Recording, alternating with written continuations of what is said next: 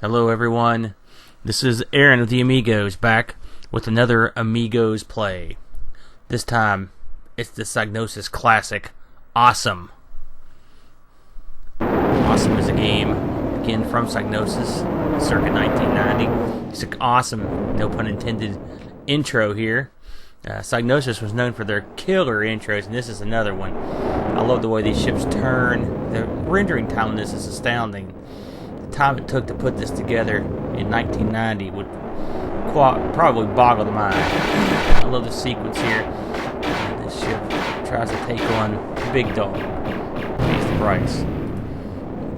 You are going to be piloting said ship, the Elapidae, which I have found out is a venomous snake found all over the world. And why it was chosen for this game, I don't know. You saw there as that went by that was Reflections. Reflections have done a lot of awesome games for Psygnosis. They did Shadow of the Beast 1, 2, and 3. They did Brian the Lion as well, and Ballistics, which is another neat game. The music for this is brilliant. Tim Wright, he did a couple of the Shadow of the Beast himself. He also was responsible for several other great games. Killing Game Show was one of his. Of course, Lemmings. And several others. Agony, which has a really good soundtrack. Reflections had a style and a presentation that was just tremendous. I always enjoyed their stuff. Okay. Let's see if we can fire this thing.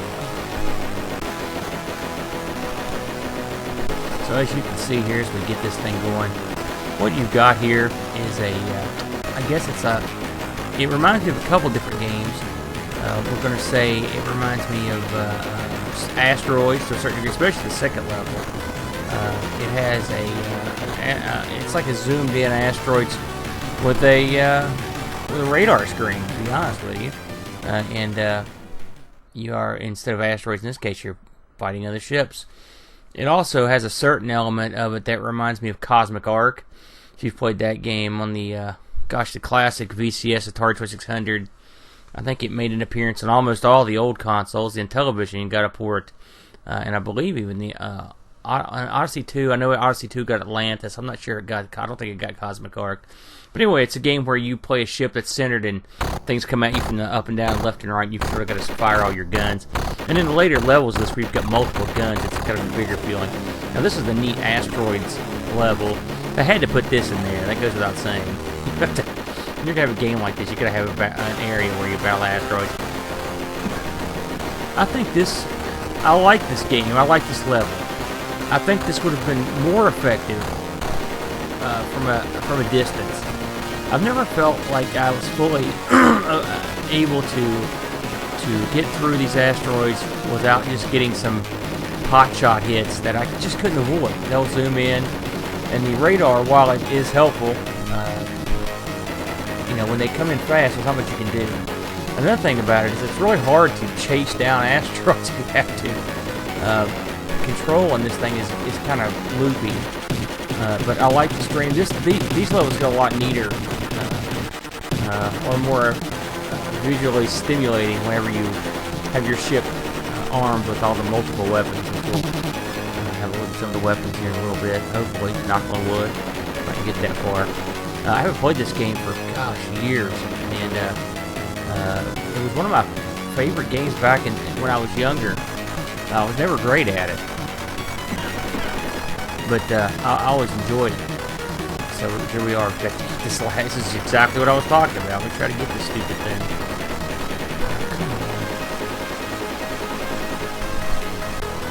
There's always one. I kid you not. There's always one that causes me headaches. Come on. No. And see, one with there we go. Thank God. I should mention that they've got warp spelled with an O, which always reminds me of Spaceballs whenever I see that. This game came out in 1990. It looks good. I mean, 90 was well into the Amiga's run, but they did a good job. So we're at warp here. I like the ability to adjust your shields and guns. Again, that will come in more into play later. I always thought this was awesome here. So we've boosted off the mothership, and now we are about to head in and fight one of the Leviathans, as mentioned in the manual. And here it is, another classic. It's very Sega-like. This fighting this thing, which I think this always thought this was a really awesome effect. I'm not sure how. It's funny. I kill this thing at the exact same time every time, and I don't know how much. I know it can hurt you, but it doesn't hit me very often, and you just sort of plug away at it until you get it. It's always right there. I always get it. So I don't know. That's just the way it is. This game has a demo-y feel to it. There was almost a Blood Money zoom right there. If you'll recall, Blood Money zooming into the plane. I wish they would have went a little further with it, but that's sort of what that reminds me of. Now this section here is go around and try to find your landing bay. You have to kill 5 of these bad guys, and you can see a timer over there counting down. And so the arrow will tell me where to land, and then you've got to move your man to get underground. Believe it or not, this is a city under here that you've got to get to before. Oh, son of a gun! Forgot about that. Okay, let's try it again. Wow, 32 seconds. I don't like my chances. So you've got to navigate your way through all these obstacles. Every time you get hit, it takes a little more of your time away, and when you run out of time, you're done. These remind me of the slime balls from Marble Madness. Here's a classic Psygnosis crap that comes out of nowhere and flies around you, which is featured heavily in Blood Money and also in Shadow of the Beast. They love those. I have no chance of doing this, I don't think. Well, here's more of the things that come out of nowhere. These are a little more. These I hate. Oh, son of a gun. Well, I got one more man. The critters that jump out and fly around in this are a little more manageable than they are in a lot of the Psygnosis games, where you're basically boned in a lot of them. Wow, I didn't do much on your favor there. So we're gonna try it again. Usually I like to have 45 seconds as a minimum to get through this. I don't know if you can possibly do it in that amount of time, especially when you hear everything you see. Not my best effort here. Well, nuts. Well, I think we're gonna. The poignant death, the death song with the neat sort of ending. Another Shadow of the Beast style ending. I do think this is interesting. Where this game is one of the few games I've ever seen that has a menu item that lets you skip the death screen. Well, so we're gonna try this one more time here. Let's give this another whirl. Okay. We'll go through it quick here and see what we can do. Okay, then we're off.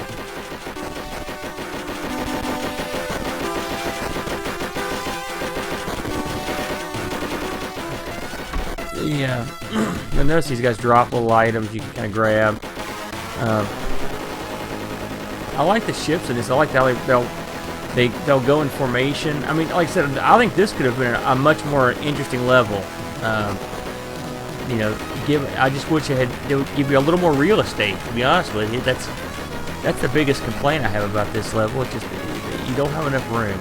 You can see under your map there's a number that's counting down. That's how many spaceships you have to blow away before we'll let you advance. And so you can see we hit 0 and we're off. I like that warp effect with the stars. I always thought that was really slick looking. Again, here we are at the jack with the shields. I usually jack them up for the asteroid level.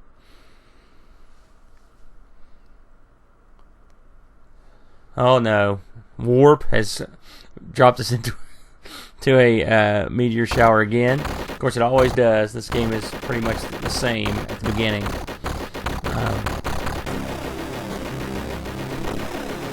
Well, here we go again. Let's hope we'll have less trouble than we did last time we tried this. I think it's neat that the spray of the gun. How it's. I don't think I've seen too many games where as you spin, your gun does that. Nothing that's not legitimate bullets. I mean, space shooters. I don't think I've ever seen that. And this game treads a weird sort of. It treads in a weird area in terms of what it is. I mean, is it a shooter? Yes. Is it a space shooter? We'll say yes. Is it a action sort of, I guess, run and gun game? Yeah, a little bit. You know, with the stuff you do on the surface of the planet. Is it a trading simulator and space exploration game? It sort of is a very light one. It's an interesting hybrid. Is it an RPG? Well, it's not. But if it was, it would be an incredibly light one. There are RPG elements. If you read the manual for this, there's a very interesting backstory as to what, you know, you're basically stuck in this galaxy, and you find out that it's an outfit in the galaxy that has a weapon that can blow up the galaxy, and they're going to blow it up. And so one of the things you need to do is get the hell out of here before they blow it up. And so you and the rest of the crew of the Lapidator basically try to get the hell out. Are you space pirates? Yeah, I mean, kind of. You know, you're more like space traders, and your goal is to get enough fuel to get out of here. And as the manual states, your fuel is a very harsh or very scarce commodity in this galaxy, and you have to planet hop to get it. It sort of has. I know this is a oft-used comparison to these games, but it has a. If you looked at it the right way, it could have a Firefly sort of story. If you followed Joss Whedon's Firefly, which is not to say it's. I know I'm not in the minority here when I say it's one of my favorite shows, but you know, you've got guys who in that, just like this, where they have a ship. They can't get very far. They're always looking for money to pay for gas to keep the thing flying. That's sort of what you're doing here. In fact, like landing on crappy planets. The planets that have different specialities, different feels to them. Okay, 45 seconds. We're gonna give this a shot. I may have a chance here if I get lucky. I get all three of my guys. A lot of people don't like this level. You know, this part of the game. Obviously, it changes. You know, one thing I'll give these guys credit for was thinking outside the box. There's not really another game quite like this one, and also, you know, varying the gameplays. There's the end guy. If I can, well, I blew him up, but I died at the same time. I think I can get him though. Okay. I can see why the commodities are so difficult to come by. This is how you get in. A legitimate businessman gets into your city. I mean, this place is a dump. Okay. There's these things again. I'm fairly sure those creatures were actually in one of the Shadow of the Beasts, those blind bitey machines or whatever they are. Okay. Let's knock out this dragon, which again, guarding the entrance to the city. Why? Ah, I think we made it. Something that I'm playing the WHD load version of this. I do recall in the original that this game took forever to load. All right, we've made it into the city computer here, and we're kind of hanging out. This is where you'll do the majority of your trading and your restocking, that sort of thing. As I recall, this came on 3 discs. And so you can imagine the amount of swapping going on. And of course, I don't think I ever played a Psygnosis game that would let you use multiple drives. Even though a lot of people had, I'm including myself. Here's where you buy the weapons. And the neat thing about this is, and I'll show you, I'll pick a couple weapons up here. Let's just get a couple of the side cannons here. Doesn't really matter. And so, but it lets you pick where you're going to put them, which I love. Like I said, that's a pretty interesting level of sophistication for like a shooter like this. And again, keeping in mind this is 1990, I can't think of anything else that did anything like this. I guess a game of this variety, which I think is interesting. Now here you accept the missions, which I like. This gives you that kind of bulletin boardy feel. You're looking around to decide which missions to take and where to go. You get sort of that elite type of thing going. And then the last thing you do is pick a planet and go. These planets all have different personalities and what's not, which is kind of neat. You pick it up, launch, and you start her over. That's pretty much all there is to it. A fun game. I've never even come close to beating it, but a very pleasant diversion. Well, I think that'll wrap it up. This is Aaron of the Amigos. Adios, and we'll see you next time. Good night, everybody.